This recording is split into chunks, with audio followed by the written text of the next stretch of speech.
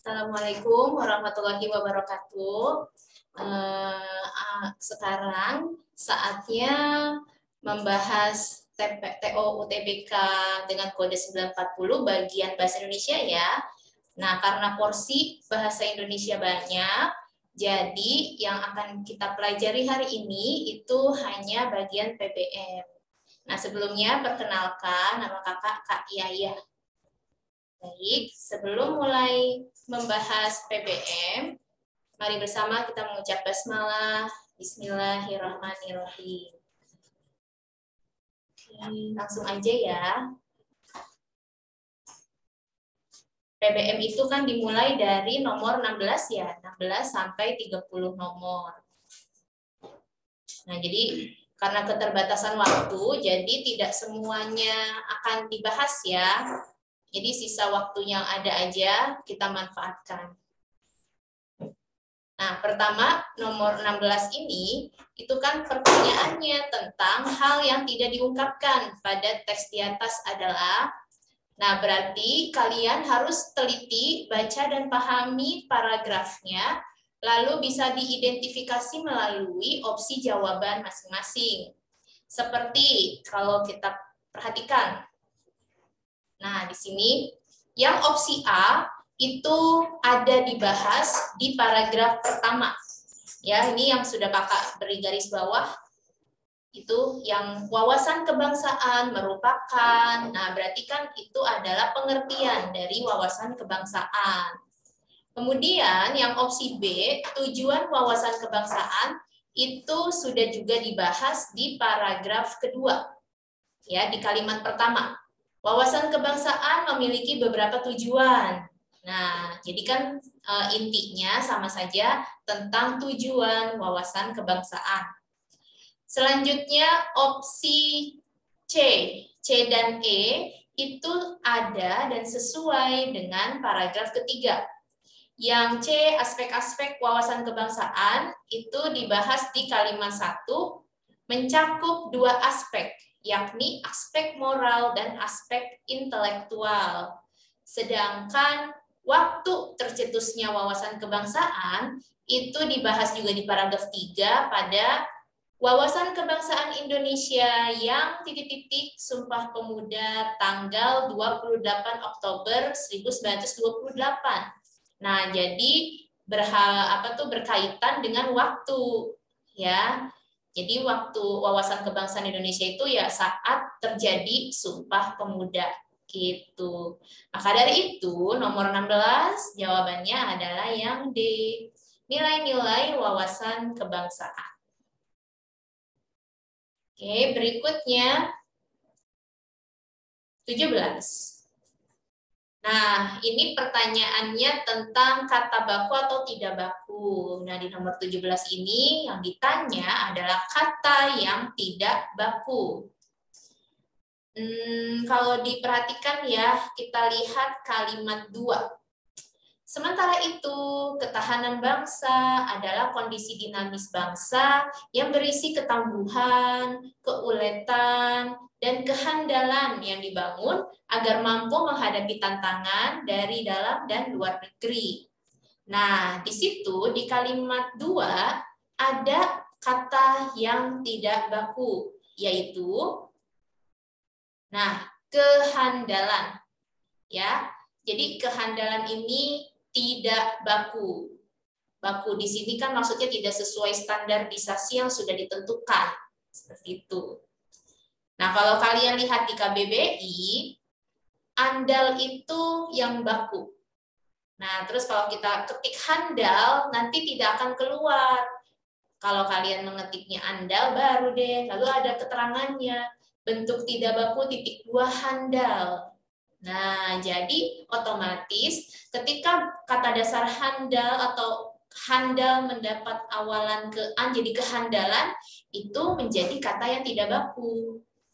Ya, contoh lainnya yang mirip kasusnya dengan ini adalah kata hutang. Nah, kalau hutang menggunakan huruf H itu salah ya, itu tidak baku. Yang baku adalah utang. Karena ada bentuk kata piutang.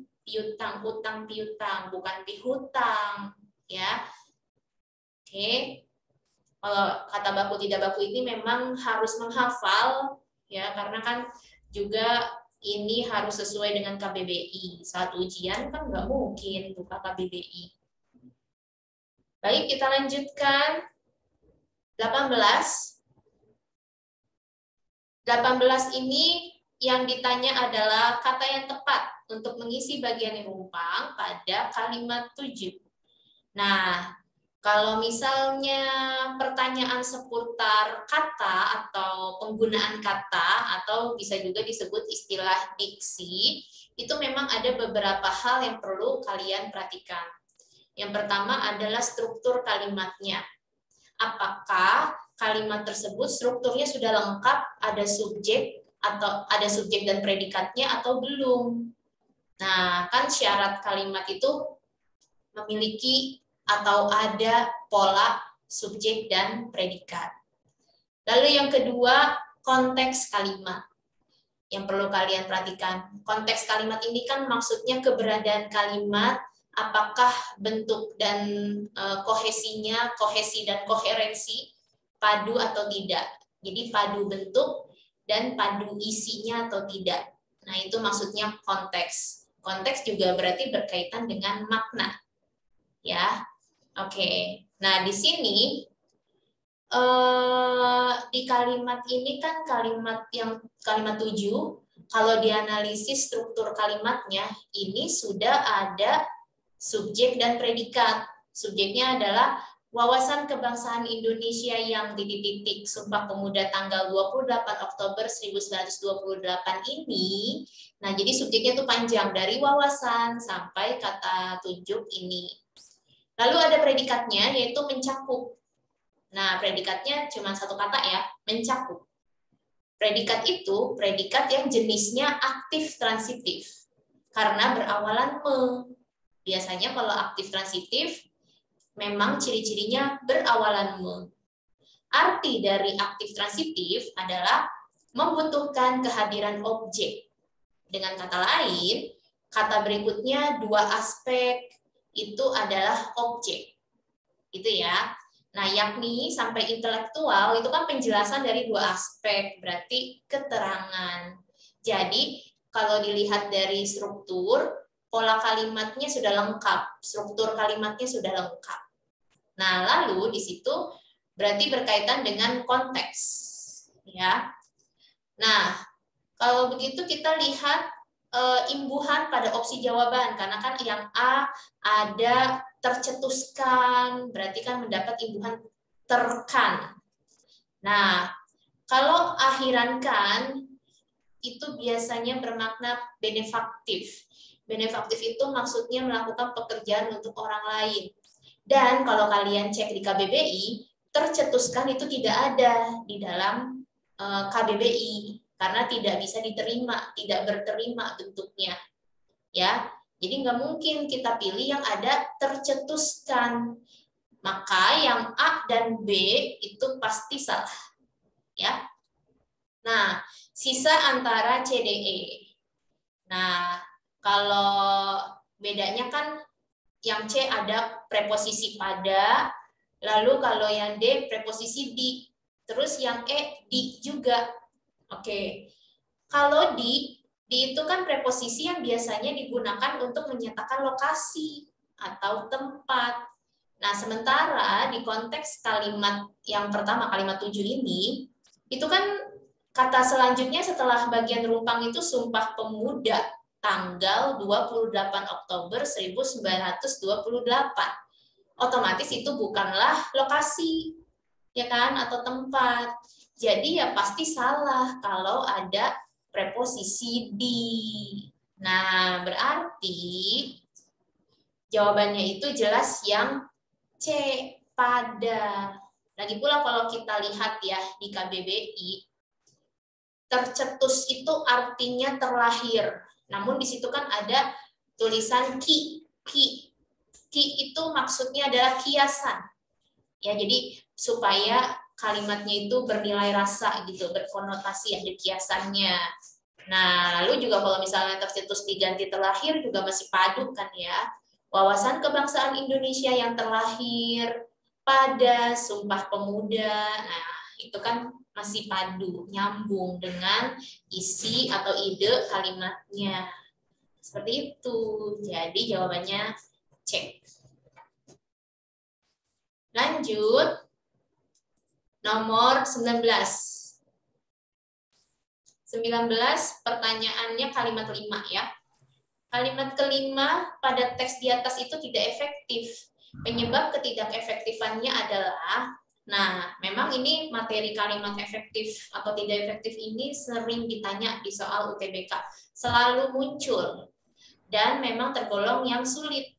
Ya, karena memang kalau untuk menganalisis kalimat efektif itu banyak aspek, banyak hal yang dilihat.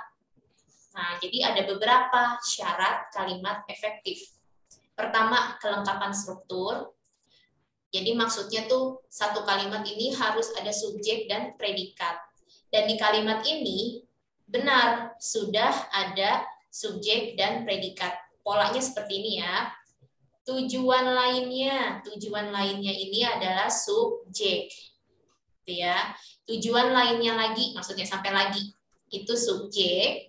Adalah itu predikat yang berupa verba relasional, lalu revitalisasi dan reaktualisasi nilai Pancasila sampai titik, sampai bangsa, itu polanya pelengkap.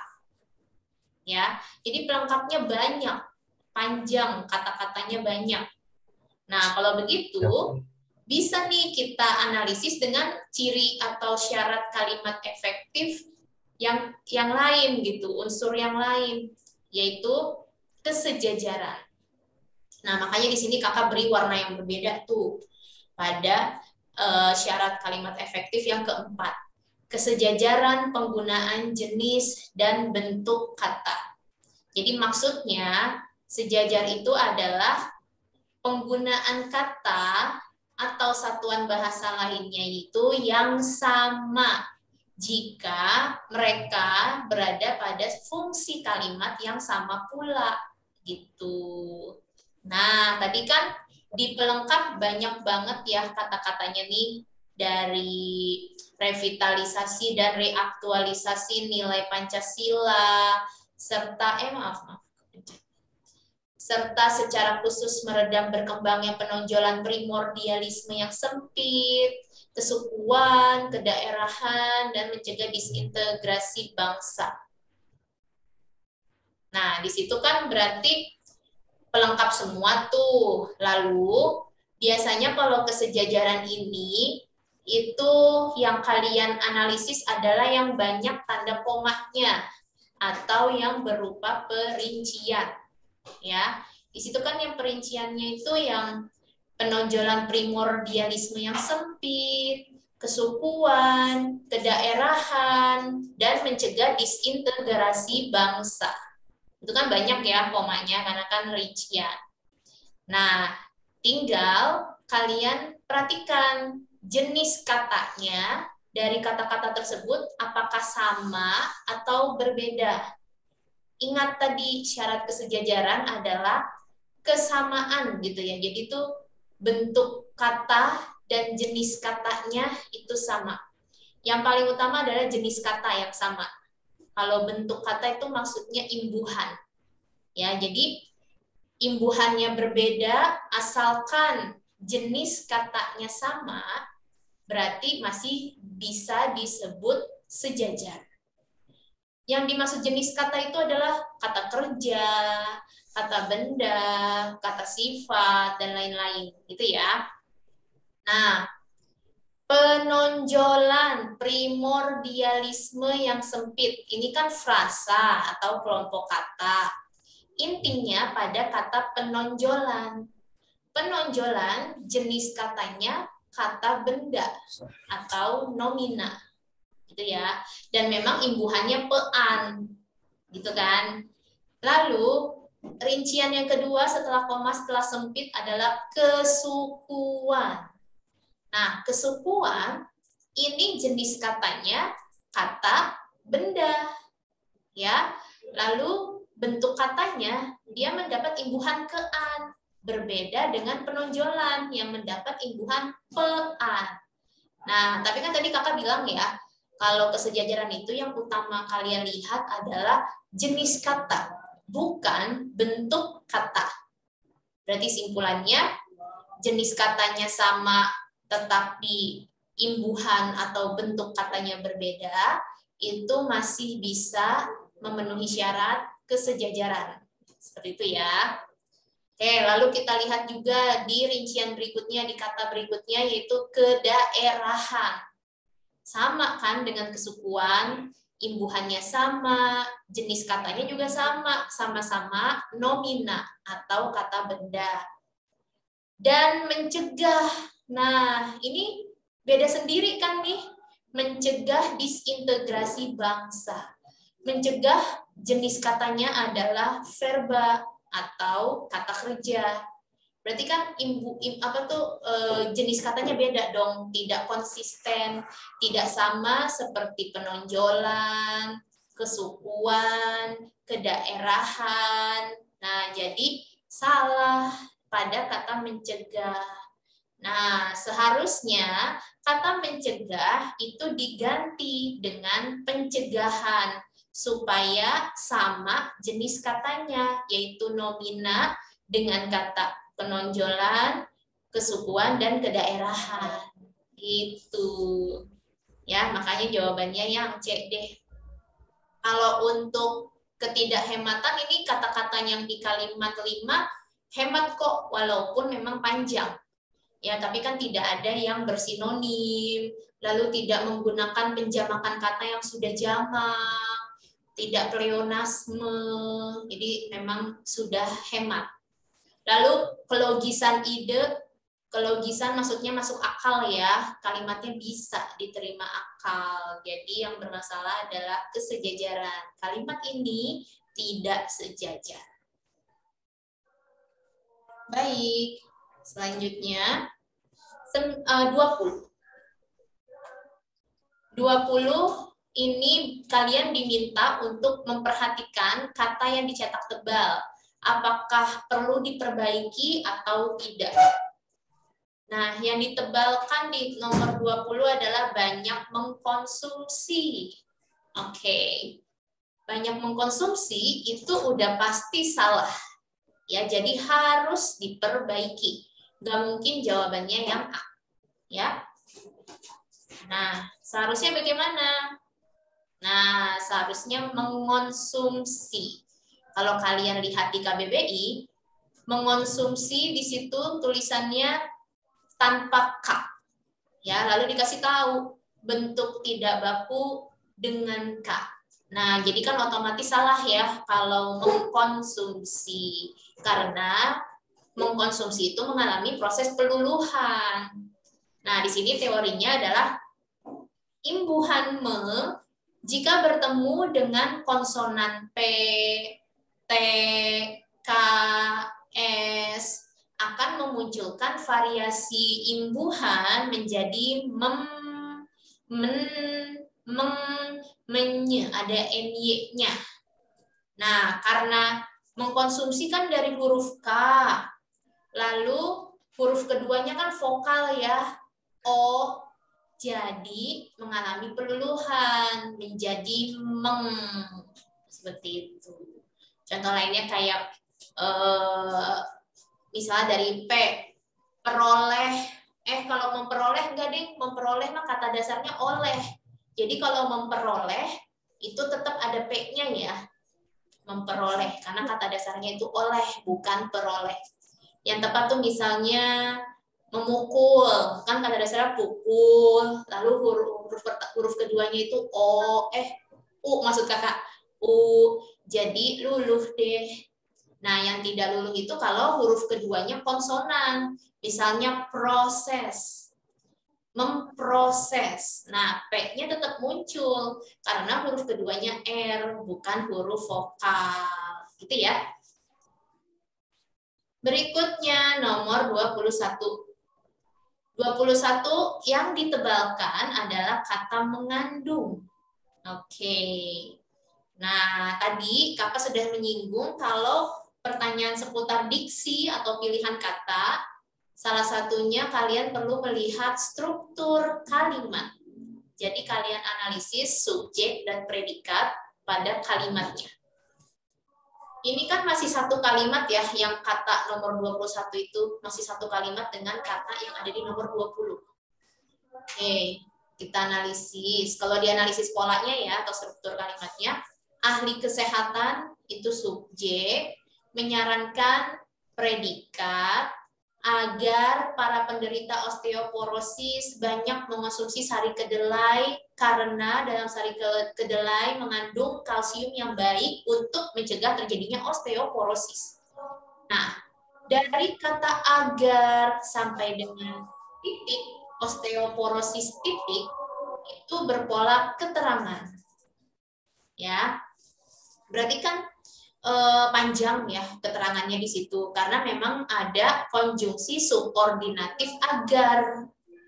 Ya, di situ ada konjungsi subordinatif agar. Jadi memang jadi keterangannya tuh panjang di sini ya, agarnya panjang. Dari agar sampai titik. Lalu karena dia konjungsi subordinatif berarti kan membentuk klausa bawahan.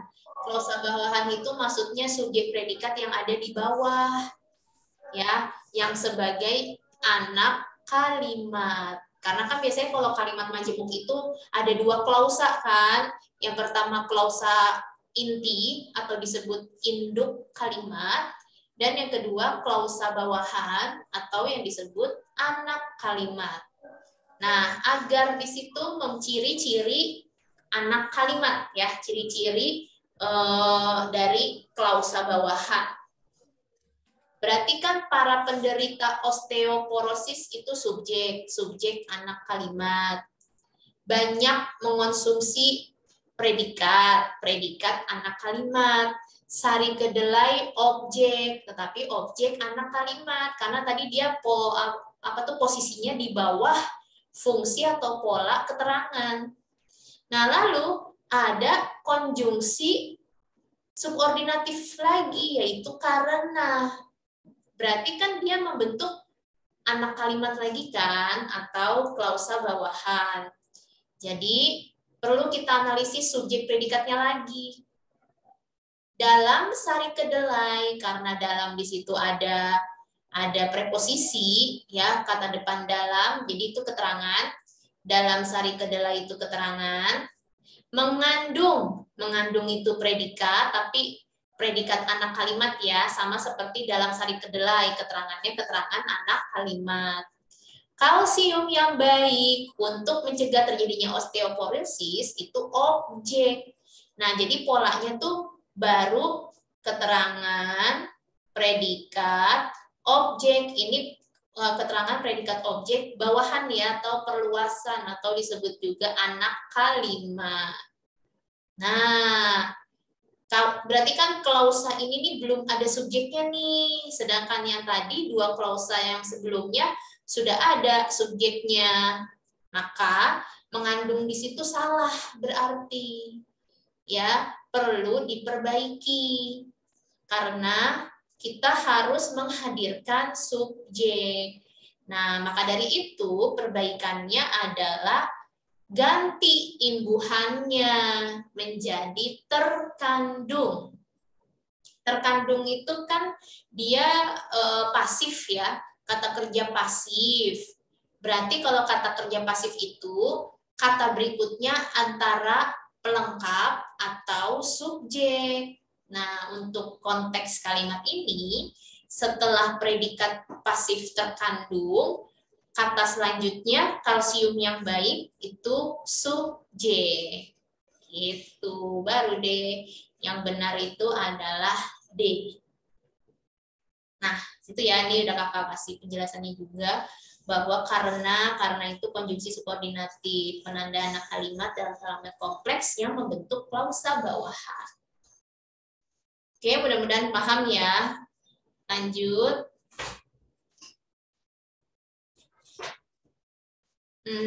Nah, ini juga tergolong agak mudah sih ya. Karena ini berarti kan yang ditanya materi kata baku atau tidak baku. Nah, dengan resiko yang rendah. Ini udah pasti salah resiko. Karena resiko itu tidak baku. Ya, kakak lampirkan screenshot dari KBBI 5. Yang betul tuh pakai I. Lalu ada tulisannya, bentuk tidak bakunya pakai E. Resiko. Nah, jadi sudah jelas di situ seharusnya pakai I, bukan pakai E. Opsinya kan berarti antara D atau E kan ya. Karena yang D itu pakai dengan, kalau yang E nggak pakai nih. Yang mana nih yang benar? Nah, yang benar itu menggunakan D, karena kita sesuaikan dengan, menggunakan dengan. Karena kita sesuaikan dengan konteks kalimatnya. Sari kedelai ini dapat dikonsumsi oleh siapa saja, risiko yang rendah. Kalau langsung risiko yang rendah kan nggak nyambung, ya.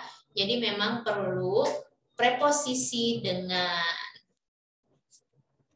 Oke, selanjutnya nomor 23.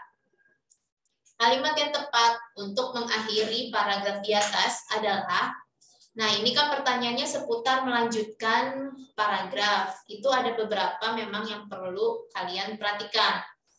Pertama, kepaduan.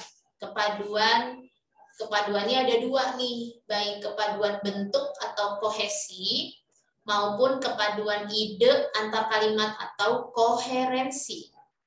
Ya, kalau dilihat di situ kan di kalimat pertama 5 hari sekolah menjadi momentum untuk membangun paradigma baru tentang liburan. Nah, terus di kalimat 2-nya mindset-nya. Nah, mindset ini kan dia sinonim dengan paradigma. Ya, mindset, paradigma itu kan maknanya sama-sama anggapan ya. Cuman kalau yang satu, yang di kalimat 2 mindset itu pakai bahasa Inggris. Sedangkan yang di kalimat 1 menggunakan bahasa Indonesia. Jadi kalau dilihat secara kohesi atau kepaduan bentuk, kalimatnya sudah padu bentuknya. Ya. Lalu yang kedua, kalian perlu perhatikan keberadaan paragraf. Apakah paragrafnya sudah ada gagasan atau belum? Nah, kalau kita lihat sih sudah ada kok gagasannya. Yaitu kalimat utamanya ada di kalimat 1 gitu ya. Gagasan utama itu kan terkandung di kalimat utama ya. Nah, di sini di teks ini kalimat utamanya adalah kalimat 1. Gitu. Nah, berarti jawabannya adalah yang E. Untuk mengakhiri paragraf ini, bisa kalian tegaskan kembali bahwa paradigma baru tentang momentum liburan adalah terjadinya keselarasan antara kegiatan sekolah dan rumah.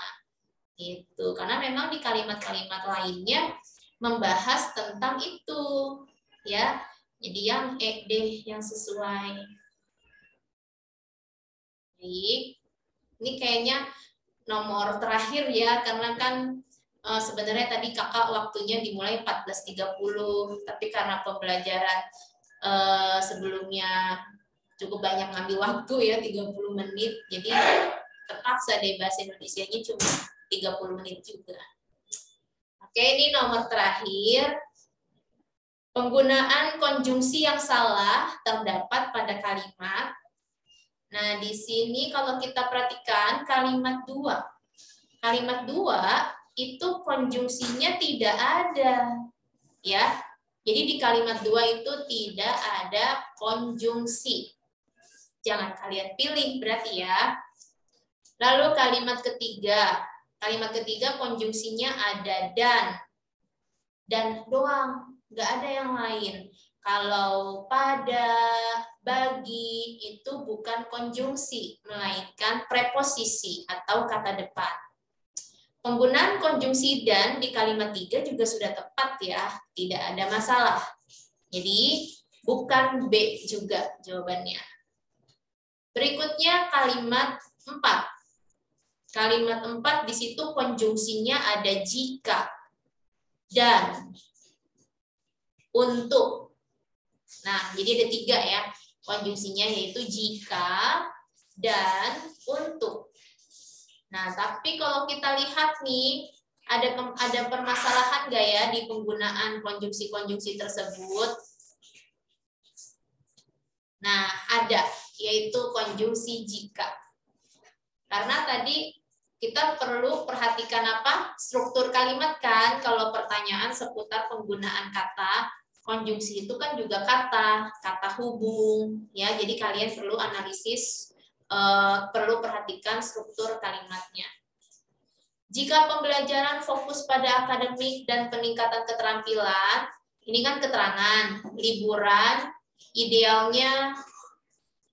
subjek, idealnya memadukan predikat, program sekolah, rumah, objek, dalam perkembangan sampai titik itu keterangan. Dilihat dari SP-SP-nya sih sudah benar ya. Tetapi klausanya itu penggunaan kata jika di situ kan berfungsi untuk menyatakan syarat, ya kan? Contoh, jika kamu masuk PTN akan diberikan hadiah misalnya. Nah, berarti kan syarat untuk mendapat hadiah apa? Harus masuk PTN atau lulus PTN gitu.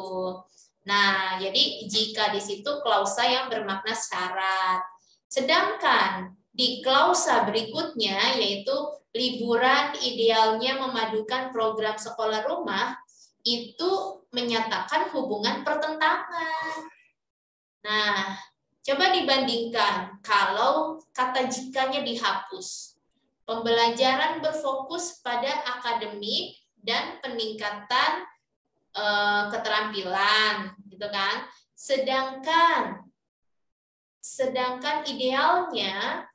Sedangkan liburan idealnya memadukan program sekolah rumah. Nah, itu kan lebih padu tuh. Lebih padu kohesinya kan, lebih tepat gitu. Jadi seharusnya jikanya dihapus lalu muncul konjungsi sedangkan. Tetapi sedangkannya jangan digunakan di awal kalimat ya, karena kalau sedangkan di awal kalimat justru akan salah. Sedangkannya itu ada di tengah-tengah setelah klausa pertama biasanya. Gitu. Oke. Satu lagi kali ya, ada satu lagi. Oh, ada satu lagi deh, slide nomor 25. Nah, kata yang ditulis secara tidak tepat pada teks di atas adalah, nah kalau ini kan pertanyaannya seputar penulisan kata. Kalau penulisan kata, itu kaitannya erat juga dengan materi kata baku atau tidak baku. Jadi, apakah hurufnya itu sudah tepat? Lalu penulisannya benar atau salah? Tulisannya digabung atau dipisah, gitu maksudnya. Lalu, apakah kata itu perlu tanda baca atau tidak gitu. Nah, kayak yang A, mindset-nya. Di situ kan mindset-nya dicetak miring. Itu sudah tepat karena bahasa Inggris atau bahasa asing. Lalu ada tanda hubung di situ. Nya. Berarti kan itu fungsinya untuk memisahkan antara kata asing dengan kata atau imbuhan asli bahasa Indonesia. Jadi yang A itu sudah tepat. Begitu juga dengan yang C, sekolah rumah, di situ memang sudah perlu pakai tanda hubung karena bisa juga bermakna ganda gitu. Maksud bukan bermakna ganda ambigu ya. Maksudnya sekolah dan rumah atau sekolah atau rumah gitu. Kalau konjungsi atau kan berarti cuma salah satu. Sekolah ya sekolah, rumah rumah. Nah, kalau pakai tanda hubung berarti itu maknanya bisa dua. Bisa salah satu atau keduanya, sekolah dan rumah gitu. Nah, lalu kalau orang tua itu memang yang tepat tulisannya dipisah ya, jangan digabung. Nah, berarti yang jawabannya adalah ekstrakurikuler. Ekstrakurikuler itu tulisannya wajib digabung karena ada kata serapan, ada bentuk terikat ekstra. Ya, jadi wajib ditulis gabung karena bertemu bentuk terikat gitu. Oke, karena waktunya sudah habis ya, karena juga ada kepentingan mengajar di lokasi lain, jadi kakak akhiri pembahasan bahasa Indonesianya hari ini. Mohon maaf ya, pembahasannya sebentar. Oke, terima kasih atas perhatian kalian. Semoga kalian sehat selalu. Kakak akhiri pertemuan hari ini dengan mengucap hamdalah. Alhamdulillahirrahmanirrahim. Wassalamualaikum warahmatullahi wabarakatuh. Waalaikumsalam warahmatullahi wabarakatuh.